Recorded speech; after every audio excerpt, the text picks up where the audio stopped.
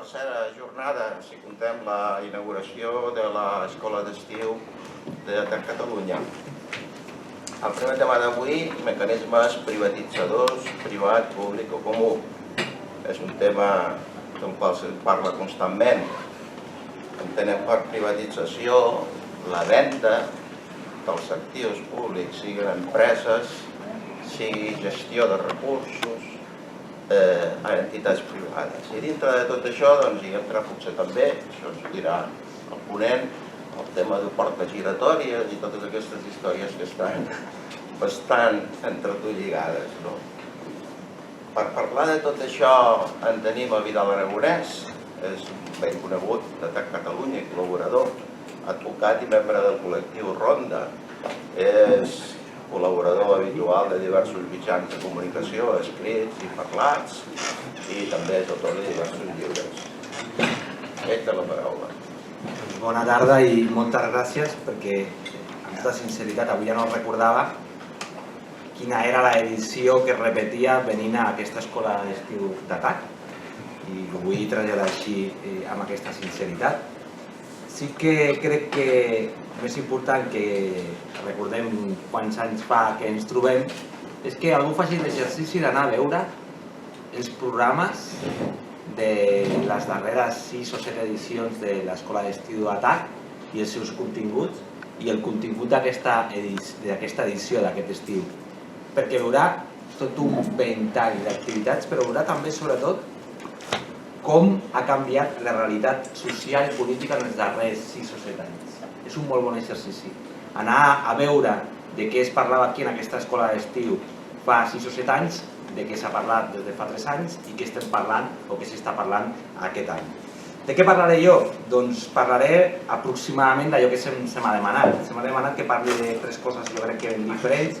Per una banda de mecanismes privatitzadors, i com a mecanismes privatitzadors, per una part, crec que correspon situar què és allò que considerem... Ara millor? Ara? Ara.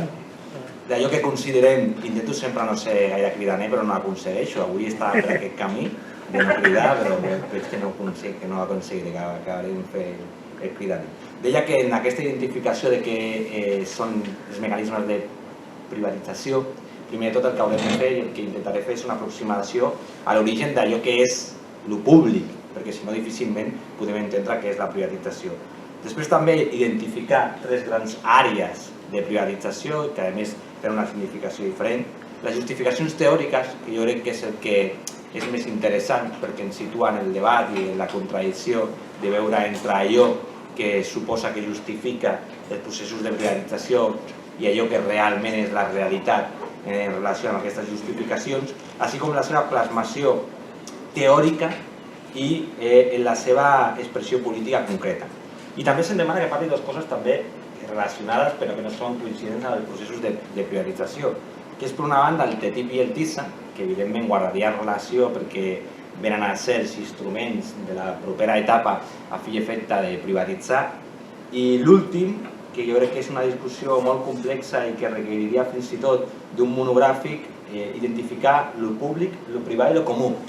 I sobretot el que necessitaria d'un monogràfic, d'una discussió complexa, és d'anar a identificar allò que és el comú. I avanço que en aquesta darrera part intentaré com a mínim generar una certa polèmica, obrir portes a la discussió, perquè crec que és molt més interessant que no que algú vingui aquí i faci una exposició lineal, sinó que es puguin aportar elements per a la reflexió i sobretot elements per a la discussió, que és allò que ens fa créixer des d'un punt de vista polític o des d'un punt de vista intel·lectual. Per començar, si parlem de les privatitzacions, primer hem de parlar de quin és l'origen, sobretot dels serveis públics. El públic no únicament són els serveis. Hi ha més qüestions públiques que no són el que considerem un sentit estricte serveis, però al final i fonamentalment el que hem vist al llarg de la història és els serveis públics. Des d'un punt de vista humanístic, al final el que venen a ser o han vingut a ser els serveis públics eren la manera d'evitar desastres naturals, desastres mediambientals, desastres sanitaris i desastres econòmics socials. Per tant, ven a ser una resposta davant del desastre. Si algú vol situar l'origen no de lo públic, que és molt més complexa, sinó dels serveis públics, haurà d'anar a veure el que ha significat el gran contracte social o el gran pacte social del segle XX, que venia a ésser per part dels moviments d'emancipació, però fonamentalment els moviments sindicals, donar la pau laboral a canvi de rebre serveis públics, que és la gran expressió i el gran origen dels mateixos. Aquesta és la forma a través de la qual, fonamentalment les classes treballadores, que fins llavors no podien gaudir d'una sanitat, d'una educació, d'uns serveis socials d'una manera universal, doncs comencen a gaudir, com a mínim, d'una manera universal i en bona part dels mateixos, que no tots, i depenent de l'àrea del món, també de forma gratuïta. Si deia que segurament aquest és l'origen dels serveis socials i que segurament serà la gran conquesta del moviment sindical al segle XX, també hem de parlar que al segle XX, en relació als serveis socials, per part de la burgesia, la seva gran conquesta, finalitzant el segle XX, va intentar fer-se en aquests serveis públics. És a dir, hem de veure un segle XX en el qual, en les 3 primeres dècades, fins als anys 40, fonamentalment fins a la Segona Guerra Mundial, la gran victòria dels moviments d'emancipació i del moviment sindical és conquerir els serveis públics i l'intent de vèncer tant ideològicament com materialment per part de la burgesia en la darrera etapa del segle XX ha estat exactament el contrari. Fer-se amb aquells serveis públics a través dels mecanismes de privatització. Per entrar a identificar, quan parlem de serveis públics i els seus processos o de lo públic i els seus processos de privatització, del que estem parlant hem de veure 3 coses que són ben diferents. Per una part, allò que podríem considerar l'economia productiva. Ara ja ens oblidem, però al llarg del segle XX, i fins i tot ens podríem quedar en el supòsit dels països catalans o de l'estat espanyol, doncs evidentment hi ha hagut empreses d'economia productives de l'Estat, des de Tabacalera, fins fa 4 dies, fins a empreses de construcció de vaixells, passant evidentment per empreses de telefonia, o l'empresa de telefonia, la telefònica, que era allò que hem considerat sempre economia productiva i que evidentment es desenvolupaven també a través de l'Estat. Hem de parlar d'una altra cosa ben diferent, que serien els grans serveis públics. Per una banda veuríem, en un sentit estricte, l'aigua, l'electricitat, l'energia i bona part de les comunicacions, i en tercer lloc, també es consideren serveis públics, però els hem de determinar d'una manera més específica el que considerem els serveis socials. És possible que hi hagi aquí mestres o professors que quan digui que l'ensenyament és un servei social no li agradi gaire, però hi ha tota una corrent escolàstica que considera que l'ensenyament també és un servei social. Evidentment, i això sí que ho veiem d'una manera més clara, s'ha desenvolupat i encara que amb molts defectes es continua desenvolupant tant la salut com l'educació, però també podríem parlar evidentment de les pensions des de l'Estat i amb una fórmula pública, des de l'Estat, des de les administracions o des del sector públic. Com ha estat el mecanisme de privatització? Doncs el primer que hem d'identificar és que el mecanisme de privatització es construeix des d'un punt de vista teòric d'una manera molt salvatge i repetint qüestions que després veurem que no guarden gaire relació amb la realitat. Qüestionar del sector públic i de les empreses públiques l'eficiència, la llibertat de tria, fins i tot perquè allò que ells anomenen consumidors i que nosaltres ho podíem veure com usuaris, l'abús entre els usuaris, que és un altre dels mecanismes clàssics per desenvolupar les privatitzacions, la manca de fons públics o la millora sempre de la qualitat en aquesta discussió entre que el privat sempre té més qualitat que el públic. Aquestes són les 4 o 5 notes a través de les quals, des d'un punt de vista teòric, s'han construït al llarg dels darrers 35-40 anys, i ara faré referència a per què 35-40 anys, els processos de privatització. De fet, ja parlaríem fins i tot de 42-43 anys. Primer element que hem de refutar, el de l'eficiència. Si algú en troba un estudi on es demostri d'una manera comparativa que allò que es gestiona de manera privada és més eficient que de manera pública, doncs li felicitaré perquè encara no s'ha fet cap estudi des d'un punt de vista ja sigui acadèmic o científic que pugui refutar que el públic té menys eficiència que el privat. Llibertat de tria és un altre dels elements sempre que s'utilitzen per justificar els processos de privatització. El que ens diuen és quan es fa d'una manera pública únicament tinc una opció i quan es fa d'una manera privada tinc moltes opcions. Evidentment això no es correspon amb la realitat. És cert que quan es desenvolupa d'una manera privada i amb pluralitat de proveïdors, perquè aquí únicament serien proveïdors, hi ha uns petits sectors de la població que poden tenir accés a una pluralitat, però la majoria de la població continua igual, amb una única opció, que serà aquella opció que li permet la seva realitat econòmica. Per tant, parlar en el terreny de la realitat que quan hi ha gestió privada hi ha pluralitat de proveïdors i tenim més possibilitat i llibertat de triar és fals. La majoria de la població, encara que el servei gestioni d'una manera privada, evidentment el que determina és la seva capacitat econòmica, la seva capacitat econòmica sempre li porta a aquell que normalment ofereix d'una manera més avantatjosa des del punt de vista econòmic, que no és el que ofereix més qualitat. I en ocasions, quan allò que hem d'anar a buscar és de màxima necessitat, realment tampoc no és ni l'econòmic el que determina, sinó la pròpia necessitat. Si el que vaig a buscar com a servei és allò on m'estic jugant la vida, no tinc cap capacitat de tria. Aniré a allò que pugui oferir el millor servei i que ho pugui assumir des d'un punt de vista econòmic. Per tant, aquesta construcció sobre la llibertat de tria en la gestió privada és absolutament falsa. En relació al abús en els usuaris, doncs mireu, en la darrera etapa fins i tot, quan parlem de prestacions, fonamentalment de les prestacions d'incapacitat temporal, que es gestionen encara majoritàriament d'una manera pública, o de la prestació de desocupació, que es gestiona totalment de manera pública, es repeteix per activa i per passiva que hi ha una actuació dels usuaris d'abús. L'únic estudi que s'ha fet és en relació a la prestació de desocupació sobre quina és la situació d'abús en la mateixa, el que situa és que un 0,53% d'aquells i aquelles que godeixen de la prestació de desocupació ho fan en abús de dret. Per tant, un 0,53% és una qüestió absolutament marginal i segurament si anéssim a veure per què en ocasions s'utilitza d'una manera abusiva la prestació de desocupació, el que trobaríem gairebé seria un exercici de responsabilitat per intentar sobreviure que no pas una voluntat d'anar a defraudar al conjunt de l'Estat o al conjunt de ciutadans o de les ciutadanes. L'altre gran argument per anar a privatitzar, la manca de fons públics.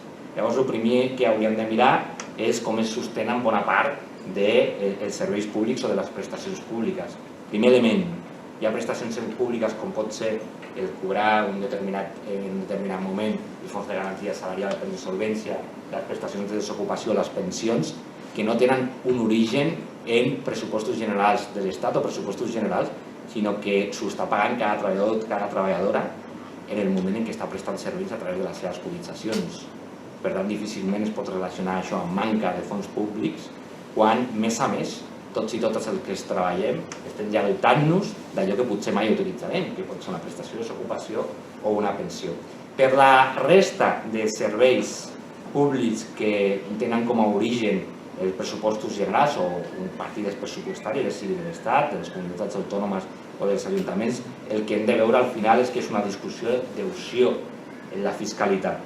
Si deixem, evidentment, que paguin més les rendes de treball com les rendes de capital, que és una realitat que ja es dona, paguen més les rendes de treball que les rendes de capital, evidentment que es poden generar en algun moment tensions de manca de fons públics, però això és única i exclusivament per una opció de política fiscal. I després, també hem de tenir molt clar que la gestió privada no significa dedicar menys recursos públics. Podríem anar a mirar tots els processos de gestió privada que es donen en serveis públics a través dels ajuntaments, que veuríem que sempre, absolutament sempre, el cost privat és superior al cost públic. Un tema ben simple. Si algú treu una contracta, i podem anar a mirar fins i tot els plecs administratius i els plecs de condicions, podem veure que ja hi ha fixat el marge de benefici empresarial. Allò quan es gestiona d'una manera pública no necessita marge de benefici empresarial. Però fins i tot, si anem a veure el que suposa la pròpia assistència a la contracta, és que les corporacions locals es veuen obligades a pagar IVA cada vegada que estan privatitzant o que gestionen d'una manera privada el servei. Per tant, el construir aquest imaginari en el qual allò que es gestiona d'una manera privada significa eliminar despesa pública, no únicament no és cert, sinó que en bona part del supòsit significa tot el contrari, sinó més despesa pública, però també, evidentment, menys servei públic, que són dues qüestions diferents. L'altre element que sempre es teoritza per justificar les privatitzacions, millora de la qualitat. Jo únicament em preguntaria si algú recorda el que pagàvem de telèfon fa 25 o 30 anys i com arribàvem al mig del carrer, aixecàvem un telèfon i trucàvem, crec que era 003 i era una informació general on ens donaven tota la informació i era gratuït. I el que suposa això ara? En el seu moment ens van dir que amb més telefonia i amb pluralitat d'operadors tindríem unes factures més reduïdes i més serveis. El que tenim en el terreny de la pràctica és una persecució a casa nostra per trucades, per oferir-nos serveis que després no es corresponen realment amb un millor servei, sinó tot el contrari. Però després fins i tot posaria dos exemples molt representatius. Ciutat de Barcelona, ensenyament concertat, que és privat, i ensenyament públic. Perquè mai volen fer una exposició de les notes de la selectivitat.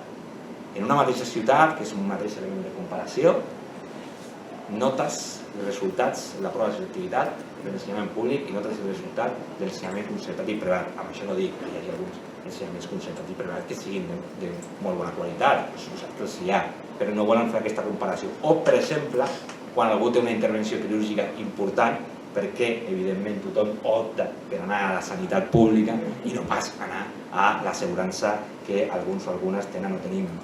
Això és una realitat del dia a dia, no és una simple teorització, però jo crec que és important que de vegades li donem voltes i que no assumim els discursos sense més, sinó que anem al terreny de la concreció per veure si és real aquells arguments que es donen o no són reals. Si aquestes són les justificacions, haurem de veure una cosa que és quelcom diferent, que són les causes o les motivacions que hi ha per privatitzar els serveis públics. Al final hi ha hagut un exercici en els darrers anys que ha estat, per una banda, d'anar a privatitzar beneficis i, per una altra banda, de socialitzar pèrdues.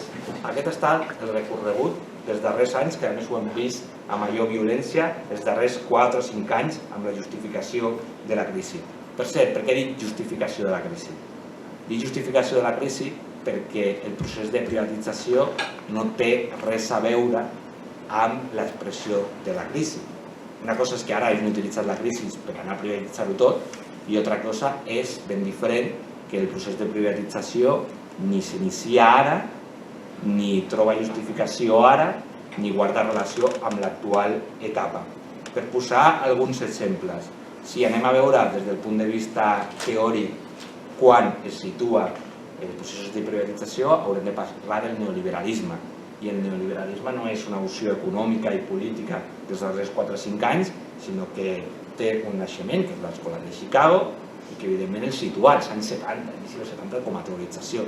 Res a veure del que ha passat gairebé 40 anys després, vull dir que no coincideix en el temps. Però si fins i tot anem a veure on van ésser les primeres expressions polítiques materials, és a dir, posada en marxa de processos de privatització de la mà del neoliberalisme, no ens trobem ara coincidint amb la crisi. Hem d'anar, per una banda, a Xile, a partir de l'11 de setembre de 1973, amb el cop d'estat, el gran laboratori del neoliberalisme i de les privatitzacions. A mi m'agrada posar un exemple, que és que ho van privatitzar tot, menys les pensions dels militars. Evidentment, els militars donaven el cop d'estat, però no volien perdre les seves pensions. De tota la resta ho van privatitzar absolutament tot, o van iniciar camins de privatització. I al nord d'Amèrica, evidentment, amb Reagan, i a l'Europa, anava a dir continental, però no és continental, sinó occidental, a Gran Bretanya, fonamentalment, amb Margaret Thatcher. A la història no coincideix amb els darrers 4 o 5 anys. Estem parlant de l'any 73, estem parlant d'inici dels 80 i estem parlant de mitjans dels 80. Res a veure amb la utilització de la situació de l'expressió de la crisi del seu propi sistema per justificar les privatitzacions. I per què s'ha donat? Que jo crec que és l'altra pregunta que ens hem de fer. Doncs el per què s'ha donat, evidentment, és perquè hi ha hagut un moment en el qual l'economia en el sentit productiu, fonamentalment 70-80, però fins i tot l'economia en el sentit especulatiu, els darrers 4 o 5 anys, ja no donava beneficis als nivells que venia donant anys enrere. I per tant hi ha hagut un sector intel·ligent de la burgesia que ha vist que s'anava a trobar un altre sector on sí que podien trobar beneficis. I pràcticament l'únic sector on podia trobar beneficis, perquè ja no era una qüestió de territoris sinó de mercats, era el mercat dels serveis públics. I evidentment aquí tenen molt clar que amb el procés de privatització no únicament entren a gestionar directament, sinó que tenen pràcticament garantit el que ve a ser el benefici empresarial. Si algú vol tenir una explicació, per mi que és magnífica, de tot aquest procés, jo el que recomanaria és la lectura de David Harvey. David Harvey no únicament ha construït d'una manera meravellosa tots els processos de privatització, sinó que ha teoritzat una expressió que és la d'acumulació per disposició, i crec que és la gran expressió que explica tot aquest procés de privatització dels serveis públics. Acumular riquesa a través de desposseir allò que té un tarannà col·lectiu. Entenem com a col·lectiu allò que és titularitat de l'Estat i que en principi ens hauria de pertànyer a tots i a totes. Si parlem també de procés de privatització, crec que fora bo que féssim un exercici d'autocrítica i d'explicació de per què això ha passat. Dic ja ha passat perquè ara es continua desenvolupant, però en bona part dels processos de privatització ja s'han donat.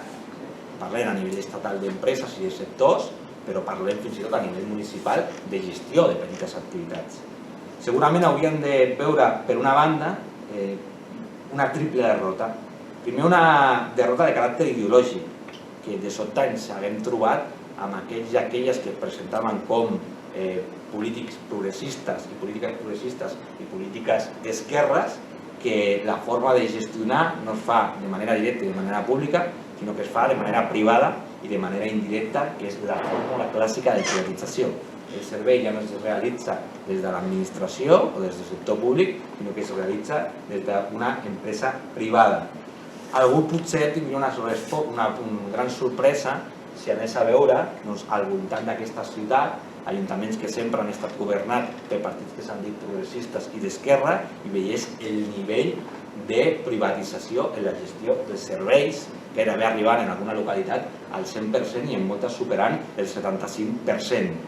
Per entendre això segurament també hauríem d'entendre com funcionen les administracions locals i com funcionen els pressupostos de les administracions locals, que és exactament a l'inrevés com segurament pensem. D'una contracta s'inicia pagant, però això significa que t'estàs dotant pressupostàriament. Per tant, per molts ajuntaments la manera de tenir un pressupost garantit era gestionar d'una manera privada. També hem de dir que els sectors progressistes han mostrat debilitat i por en explicar el que passava dintre de l'administració, no únicament per aquest element de gestió dels pressupostos, sinó també per un tema de portes giratòries, que abans es feia referència. Si anem a mirar la gran part de les mitjanes, nostres són grans i grans empreses que gestionen contractes privades, no únicament a les seves fundacions, sinó directament als seus consells d'administració, trobarem bona part de la direcció política d'aquest país i de l'estat espanyol en els darrers anys. No anar únicament a veure què tenim als consells d'administració per entendre per què aquí hi ha hagut un silenci absolut entre sectors progressistes. I l'última crítica o autocrítica que hem de fer és la del conjunt de la ciutadania o de la població, que hem de dir que ho hem viscut amb una certa indiferència. Si algú 2 vegades consecutives en un mes entressin a casa seva i se li importessin una cadira o una taula, segurament tindria una sensació de perillositat absoluta i de que li estan robant. Al conjunt de ciutadans i ciutadanes se'ns han fet perdre bona part dels serveis públics i bona part de les empreses públiques que ens proveïen d'aquests serveis i no hem tingut en cap moment la sensació de que ens robaven. Més aviat, fins i tot en algun moment, fonamentalment a mitjans dels 90 o finals dels 80, una sensació que els alliberaven, que ara tot funcionaria millor i que per tant tindrien millors serveis. Per tant, també hem de fer molta autocrítica d'haver estat passius, de manera generalitzada, hi ha hagut qui mai ha estat passiu o passiva, en tot aquest procés de privatitzacions. Si parlem de l'actual moment i com serà o com està sent ja fins i tot l'actual etapa des del punt de vista de justificació de les privatitzacions, hauríem de parlar de dos grans instruments a nivells molt dispars. Si parlem a nivell local, i jo crec que no va passar en gaire explicació, hauríem de situar-nos en el que significa l'ARSAL, que és la llei de racionalització i sostenibilitat de l'administració local, que el que imposa directament per determinades activitats és la gestió privada. D'una manera molt resumida, i no ho explico en gaire deteniment tècnic perquè seria força complexa, però ve a ser tan simple com si hi ha un servei que no és obligatori per a aquell municipi, però que es ve desenvolupant o es va desenvolupant i s'ha de prestar amb un determinat cost per l'administració i una empresa privada diu que ho desenvoluparà amb el mateix cost, se li dona directament a la gestió privada. Llavors, això és legislació vigent a l'estat espanyol des de ja fa un parell d'anys i que evidentment tindrà en els propers mesos, però fonamentalment en els propers 4 anys, una expressió tan salvatge com que en ciutats mitjanes, escoles bressol o escoles de música, deixin d'existir, en un cas, i en uns altres casos si hi ha sectors empresarials que entenen que allà es pot obtenir un guany, com totes les col·laboracions, passa directament totes a mans de l'empresa privada, perquè a poc que pugui, en el primer moment, el que farà és oferir exactament el mateix cost del que digui l'administració o el sector públic corresponent que li suposa. I si parlem d'un altre àmbit, totalment oposat, que és l'àmbit internacional, no encara aprovat, però sí en perspectiva que es pugui aprovar aquest any o l'any vinent, hauríem de parlar de dues grans realitats jurídiques, que és per una part el TTIP i per una altra part el TISA. No parlaré del CETA perquè al final ve a ser una barreja entre tots dos, però sí que crec que és important que faci 4 pinzellades sobre el TTIP i 4 pinzellades sobre el TISA per entendre no únicament l'afectació que pot tenir l'aprovació dels mateixos, tal com s'està parlant ara, sinó sobretot per entendre l'afectació que pot tenir en la nostra vida quotidiana i sobretot en els serveis públics. En primer lloc, en relació al TTIP, que s'està parlant, jo crec que per sort ara molt, però que no es parlava res fins fa pràcticament 8 o 9 mesos. Hem d'anar a veure què diu que és el TTIP. Si algú llegeix què vol ser el TTIP i com s'autodefineix, diu que és un tractat de lliure comerç que té com a objectiu, fonamentalment, eliminar barreres comercials i simplificar la venda de béns i serveis. Per tant, es presenta amb aquests dos objectius: eliminar barreres comercials i simplificar la venda de béns i serveis. Si diu que té com a objectiu eliminar barreres comercials, el que hauríem de veure és realment quines són les barreres comercials actuals. Doncs si anem a qualsevol empresa d'exportació o exportació d'aquest país i preguntem a la seva direcció, al seu gerent, si li preocupa les suposades barreres comercials, el que dirà és que no gaire, no li preocupa gaire, perquè al final el que es paga efectivament sobre barreres comercials és entre el 3 i el 5% del cost del producte. Per tant, pràcticament menyspreable pagar un 3 o 5% per exportar o importar una mercaderia com a barrera comercial, doncs realment barrera no podríem parlar que fos. Però fins i tot si anem a la segona part, que pretén justificar el TTIP, que és simplificar la venda i serveis, també el que hauríem de fer és un altre exercici per saber que a tots els ports d'interès generals, que són els punts pels quals al final passa gran part, la majoria del comerç internacional a casa nostra, ports d'interès general, a més que tenen origen en l'estat espanyol i que depenen de puertos de l'Estat, que és on es mou gran part del comerç internacional, doncs allà avui tenim aprovada una normativa que és el que s'anomena de finestreta única aduanera, que simplifica al màxim els tràmits burocràtics.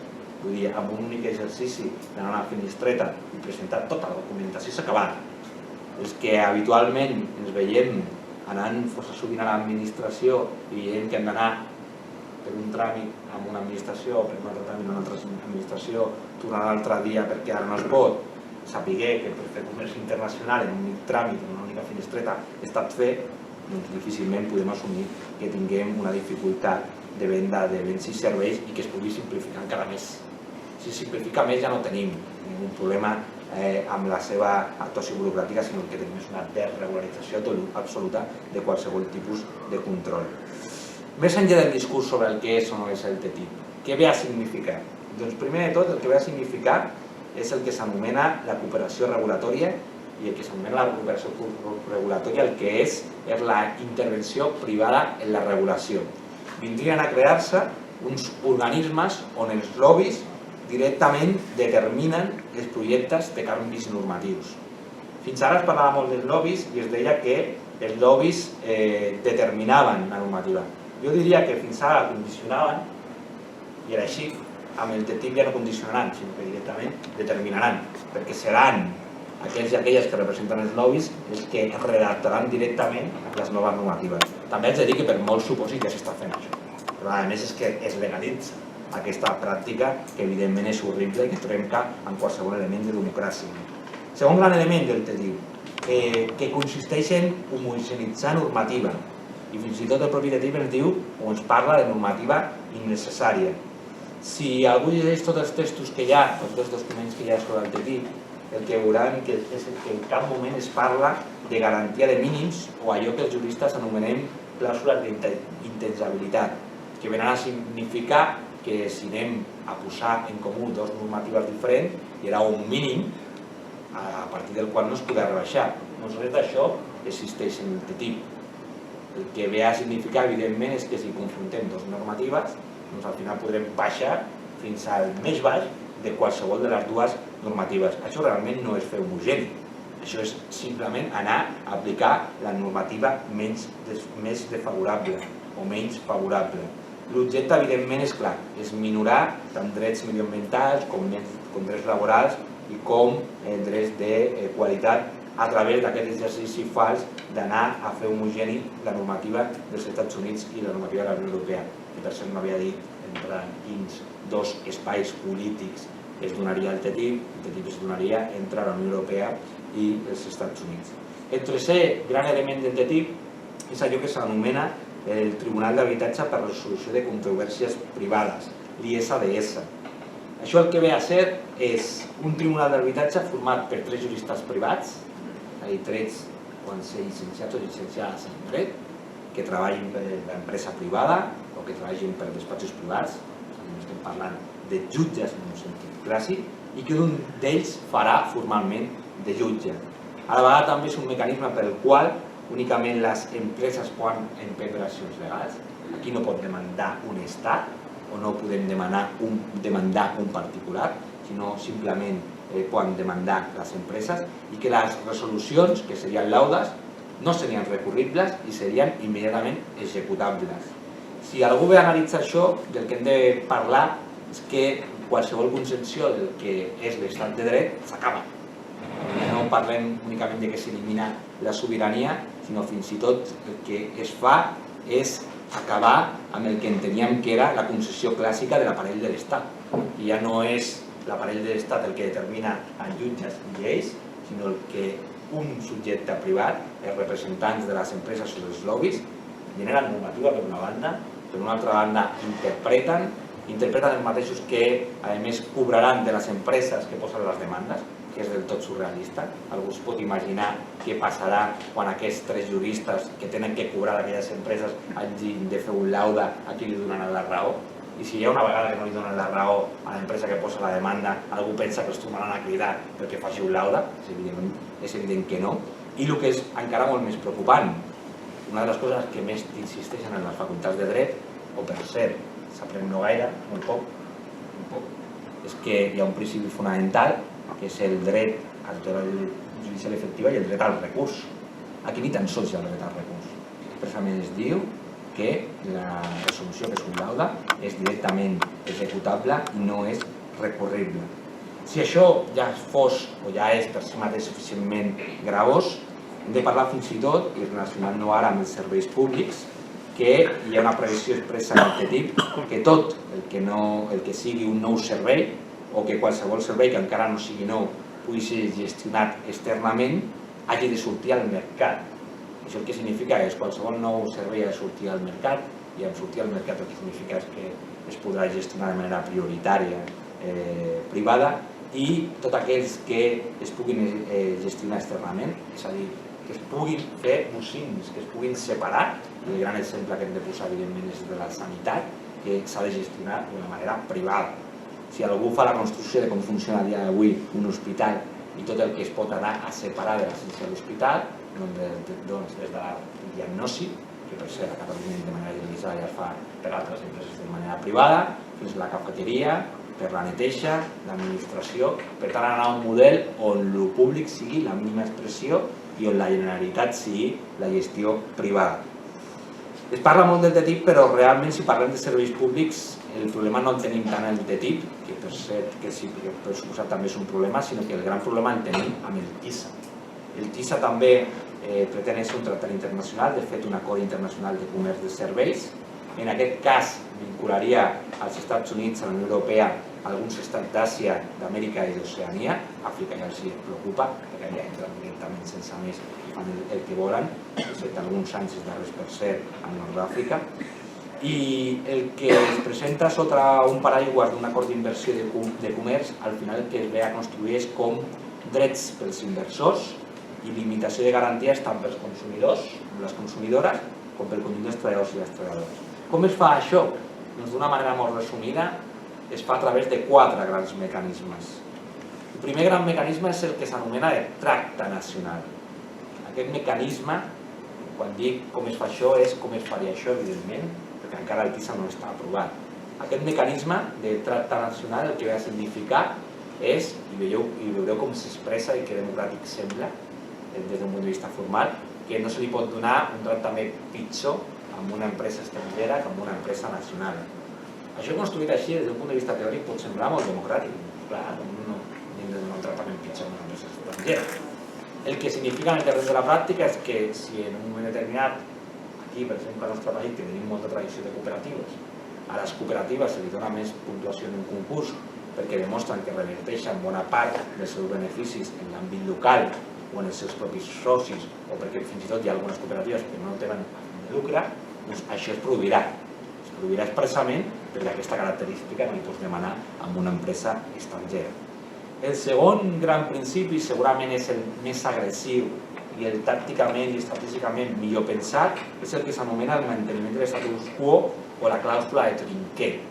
Per clàusula de trinquet hem d'entendre que si hi ha hagut un moment en el qual els serveis, com és ben dit, la gestió dels serveis s'ha donat d'una manera privada i amb un únic proveïdor, això no es podrà invertir mai. S'haurà de continuar gestionant d'aquesta manera.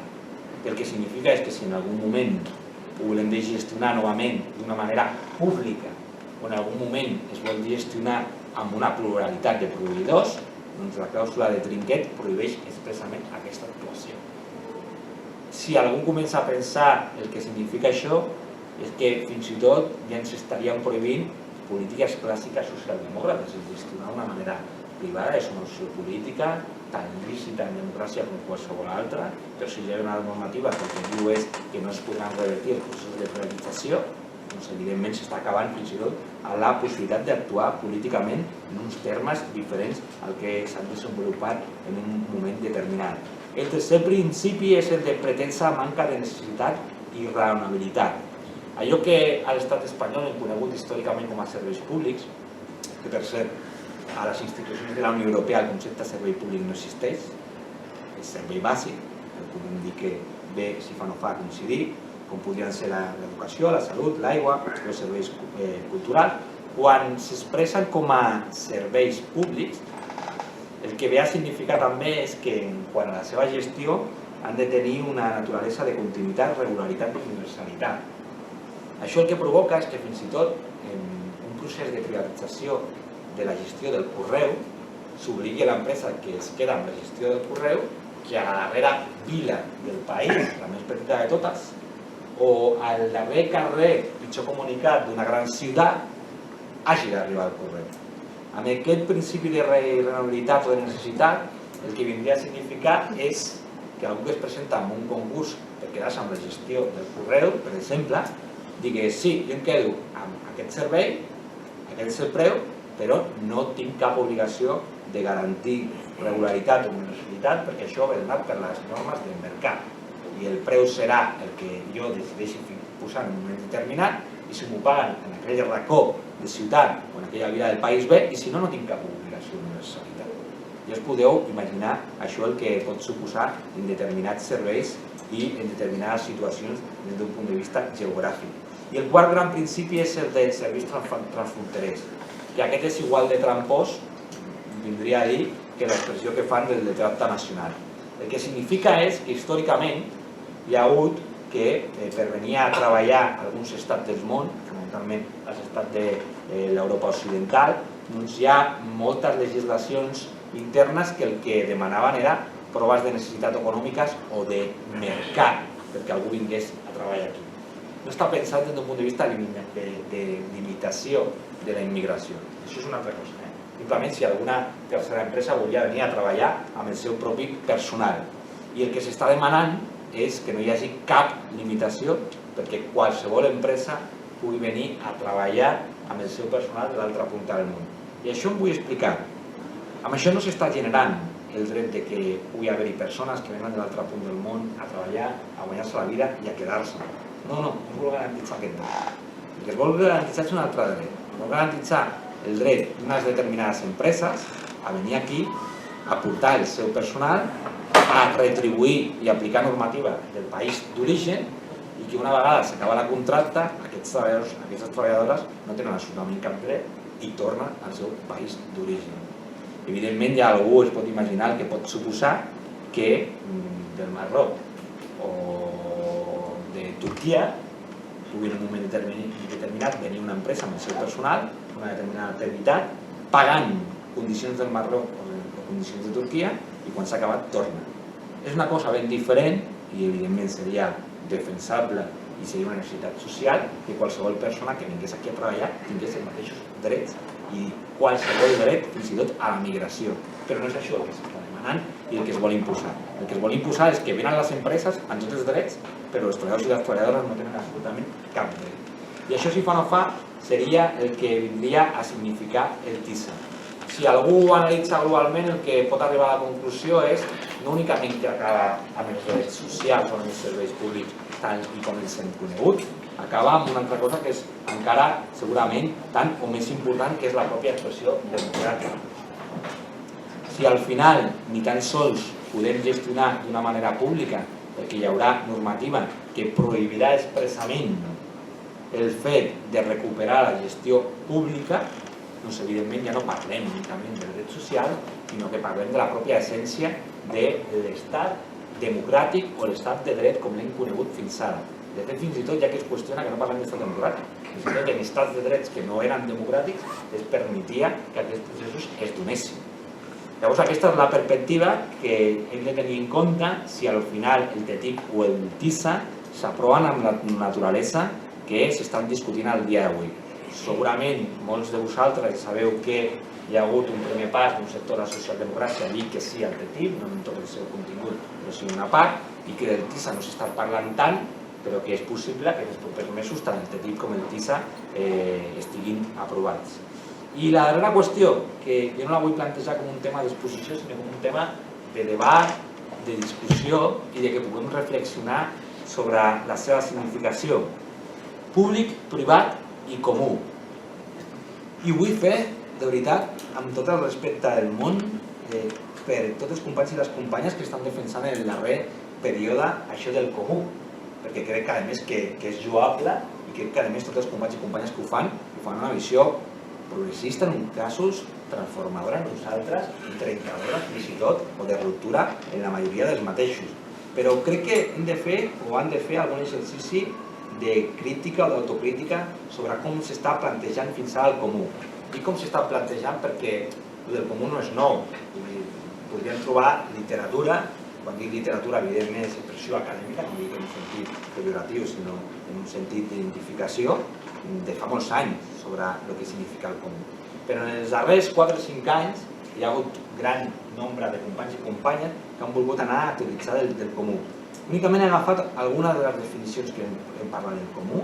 Hi ha una que diu que fa una crítica a fons del concepte mateix de propietat, que a més diu en relació al comú que aquesta crítica correspon d'una pràctica política d'autonomia, és a dir, una política contrària tant al capital, i diu les prioritzacions com al control de l'Estat, i diu la gestió pública, i que aporta una construcció d'autonomia social a l'autogovern. Crec que és important que féssim un exercici de crítica o d'autocrítica, primer de tot si en l'actual moment podem o hem d'anar a posar al mateix nivell el que significa la gestió pública de l'Estat, en tots els seus efectes, i el que significa la gestió privada. Per tant, primera reflexió quan fem teoritzacions sobre el que va significar la política del comú. I ho dic perquè, evidentment, ja es pot imaginar per algú que no té recursos el que pot significar que hi hagi un ens, l'Estat o l'administració que li pugui garantir la sanitat o l'educació, encara que no s'agradi, i el que pot significar que des del privat no hi hagi cap garantia en relació a això. I en segon lloc, jo crec que és també important no tant el fet d'anar a veure d'altres alternatives, sinó d'una profundització en el que significa el comú. I hem d'anar a veure si el comú és públic o privat. Segurament hi haurà companys que em dirien no sentes res, això no és ni públic ni privat. És una tercera expressió que no és pública ni privada.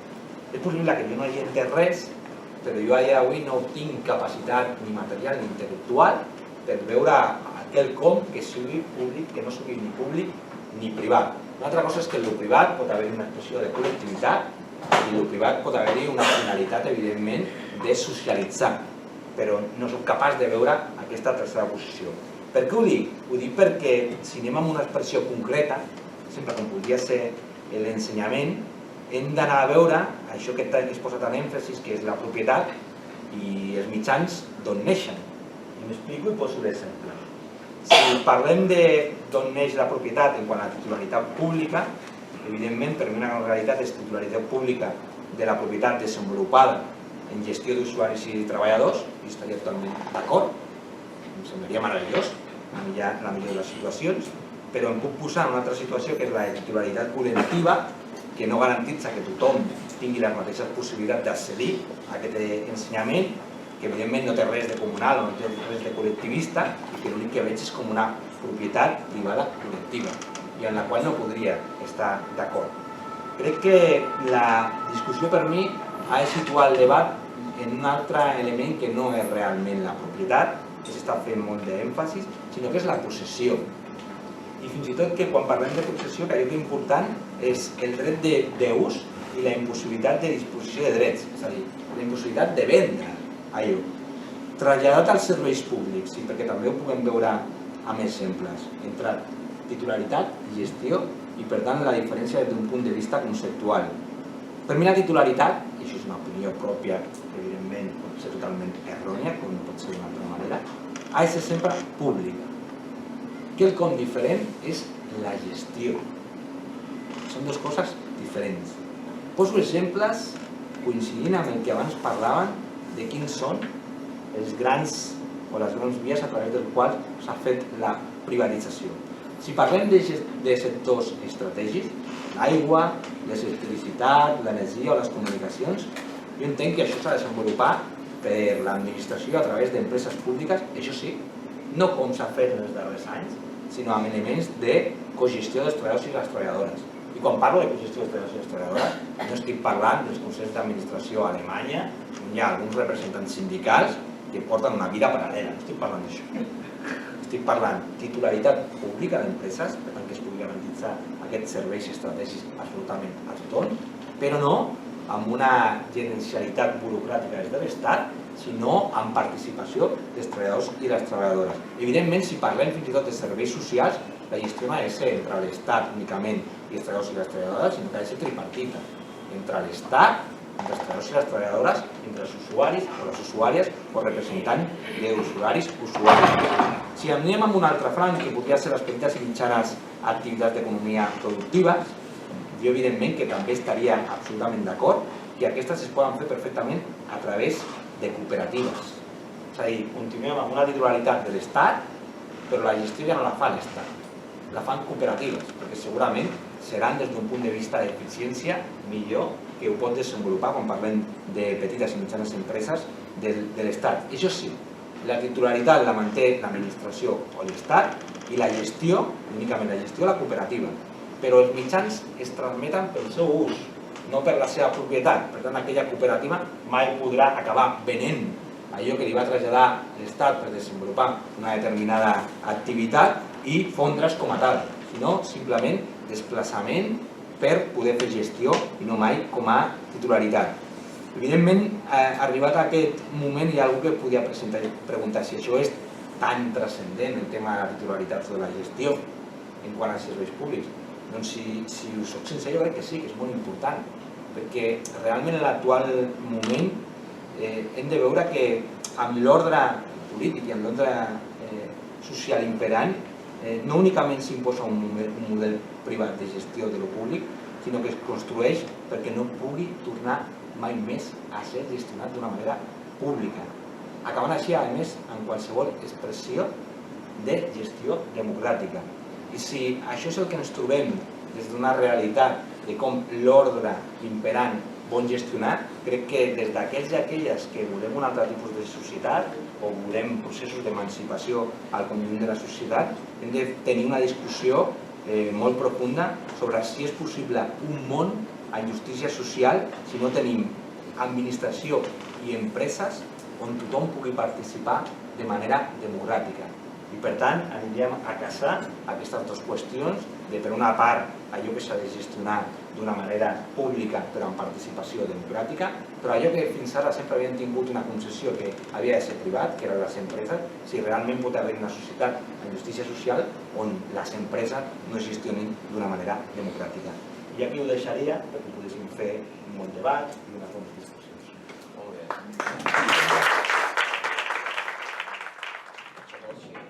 Però jo pregunto fins quin punt l'Estat pot legalment vendre-s'hi actius que estan pagats amb els diners de tots els ciutadans. No sé si això legalment es contempla dintre de les atribucions d'un govern o no, però a mi realment em sembla profundament antidemocràtic. Dius tu o dius tu totes seguides? Bueno, si no hi ha més preguntes, vaig contestant aquesta i així. No sobre tots els sectors. Ha estat tant la bogeria de privatitzacions que hi ha hagut algun moment en el qual s'ha interpretat que tot es podia privatitzar i tot es podia vendre. Ni tan sols des d'un punt de vista legal tot es pot privatitzar i tot es pot vendre. Hi ha alguns serveis o algunes activitats que estan regulades de tal manera on s'expressa que la gestió i la titularitat sempre, encara que ara ja comencem a perdre la titularitat, han de ser públiques. I per tant això no es pot vendre. Us posaré un exemple, ara ja no passa, però passava fa 4 o 5 anys. Les ETTs a les administracions no podrien funcionar. Quan parlo ara de les administracions no estic parlant del sector públic, no estic parlant de les empreses públiques, estic parlant d'administració. No podrien funcionar. Perquè això el que significava, evidentment, que allà on hi havia imperi de la llei i on s'expressava l'Estat, no podia fer-se d'una manera privada. Si algú li preguntés en aquesta sala si la policia pot ser privada, tothom m'ha de contestar no, no pot ser privada. Llavors la seguretat privada, però la policia com a tal no. Això no és privatitzable perquè està regulat de tal manera que s'ha de mantenir des de la gestió i la titularitat pública. Això sí, donem-li una volta. La policia no és privatitzable, però la persona que ens controla amb una comissaria de policia segurament serà una persona que és d'una subcontracta d'una empresa privada de seguretat. I si aquella comissaria de policia té una cuina, perquè allà hi ha funcionaris i funcionàries públics o treballadors públics, però ja ni tan sols tots funcionaris que mengen, abans formava part de la titularitat i la gestió pública, ara ja no, ara és una contracta dels que controlen totes, que són les mateixes 4 o 5 grans empreses. I així podríem veure que al final, fins i tot en aquells sectors on hi ha una obligació de gestionar d'una manera pública, per a algunes activitats que no són essencials en quant al servei, tota la resta s'han privatitzat. Però hauríem dues contrarietats. Per una, allò que es considera que hi ha imperi de la llei, excepte que una llei ho reguli d'una manera específica per la seva privatització, no es pot privatitzar, i l'altra que és pràcticament tot privatitzat.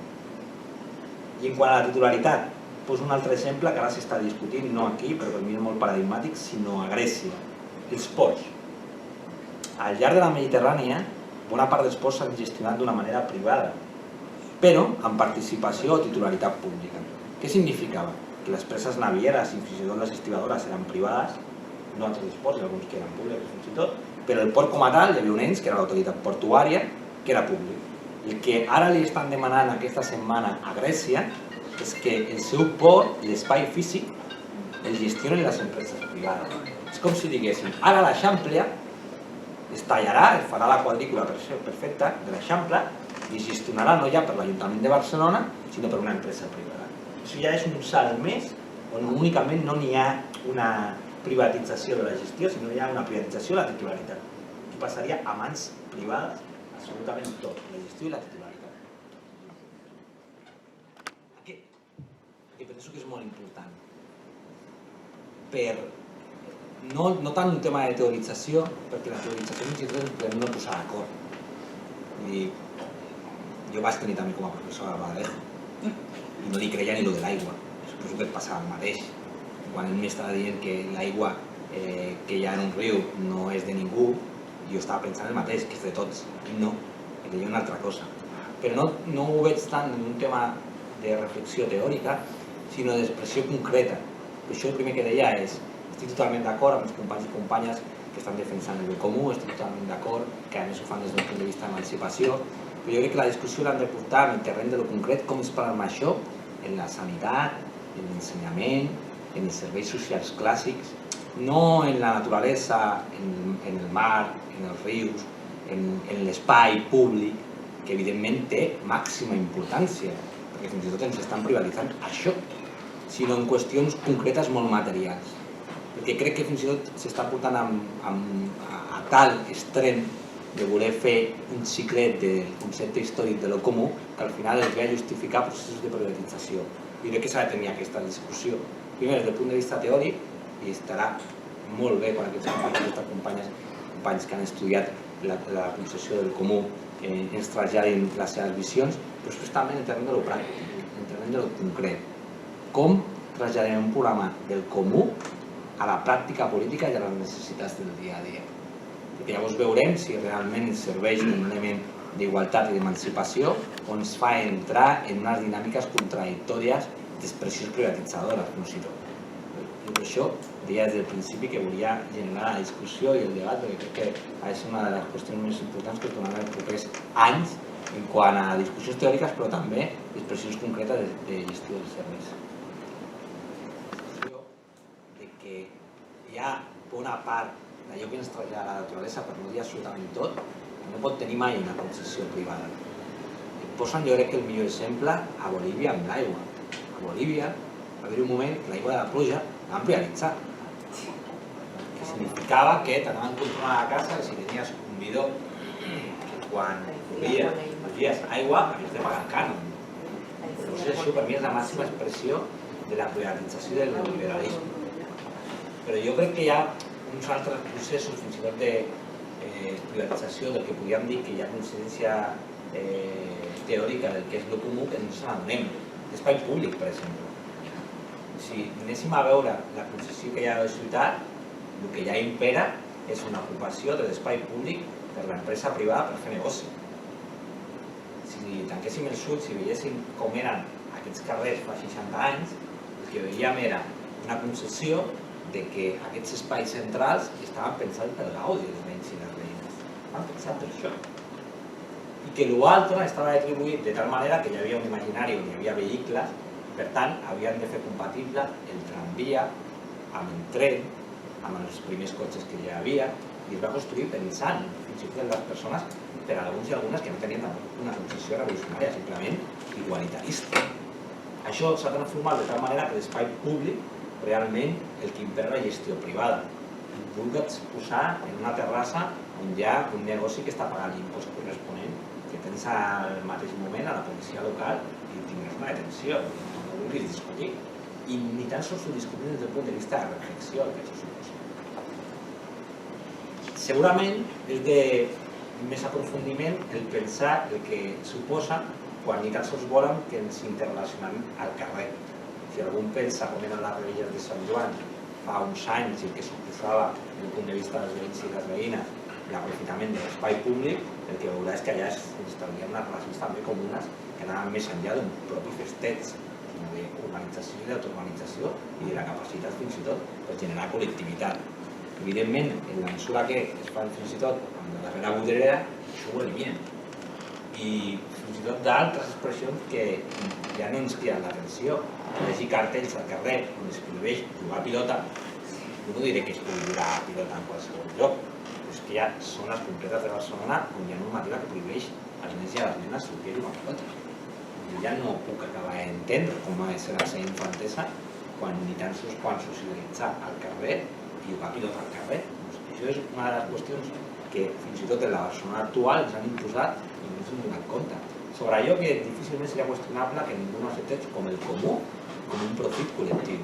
L'aigua, la pluja fins i tot, el tema de Bolívia, o aquí el carrer, l'espai públic, totalment popularitzat.